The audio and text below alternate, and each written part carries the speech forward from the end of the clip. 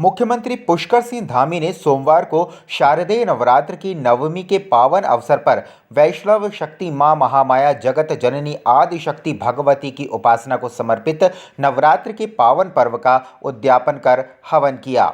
इस अवसर पर उन्होंने विधि विधान से कन्या पूजन किया।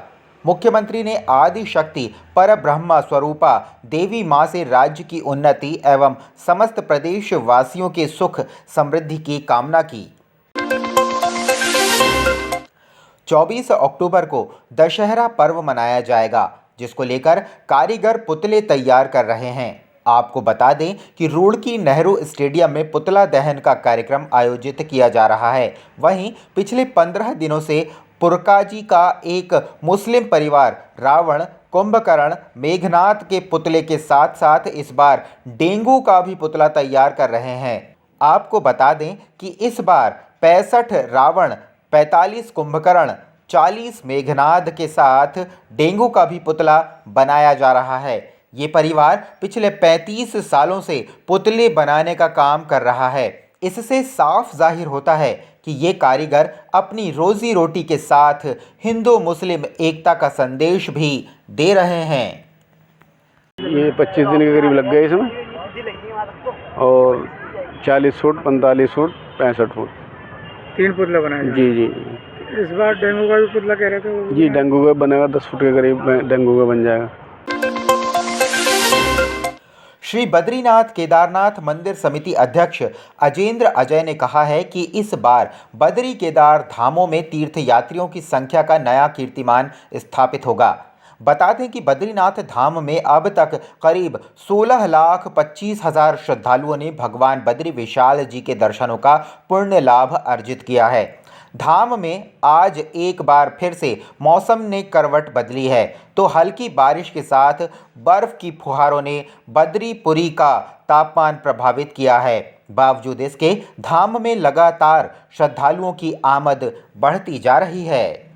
कि चारधाम यात्रा हमारे प्रदेश की आर्थिकी की रीढ़ है।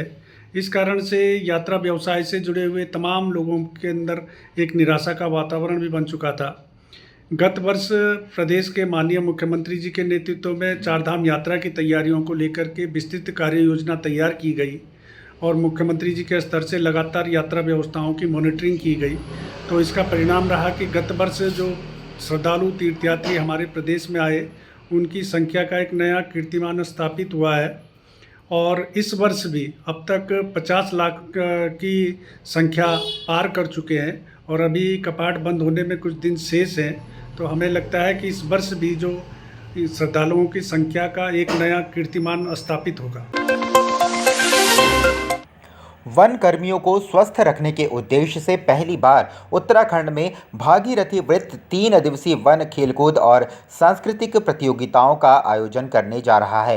यह आयोजन 28 अक्टूबर से 30 अक्टूबर तक गांधी स्टेडियम, बुराड़ी, नई टिहरी में आयोजित किया जा रहा है। प्रतियोगिता में राज्य के 5 वृत्तों के 400 से अधिक खिलाड़ी प्रतिभाग कर रहे हैं। इन प्रतियोगिताओं की खास बात यह है कि इस बार महिलाओं की टीम भी खेलकूद में हिस्सेदारी कर रही है। भागीरथी वृत्त के वन संरक्षक धर्म सिंह ने बताया कि कार्यक्रम के मुख्य अतिथि वन मंत्री सुबोध उनियाल होंगे। उन्होंने बताया कि लोक सांस्कृतिक संध्या में मंगलेश डंगवाल और पार्टी तथा बुटोला एंड पार्टी द्वारा सांस्कृतिक कार्यक्रमों की प्रस्तुति दी जाएगी। कैबिनेट मंत्री रेखा आर्या ने मां सिद्धिदात्री को समर्पित महानवमी के पावन पर्व के दिन केदारपुरम स्थित राजकीय शिशु सदन में 9 देवी स्वरूपा 9 कन्याओं की पूजा अर्चना की। इस अवसर पर मुख्य पर्यवेक्षक अधिकारी मोहित चौधरी, जिला प्रोबेशन अधिकारी बीना बिष्ट, अधीक्षिका सुनीता सहित समस्त स्टाफ व प्यारे प्यारे बच्चे उपस्थित रहे।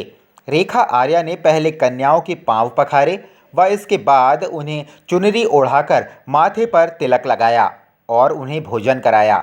उन्होंने कन्या पूजन के पहले आदि शक्ति मां भगवती दुर्गा की पूजा अर्चना की।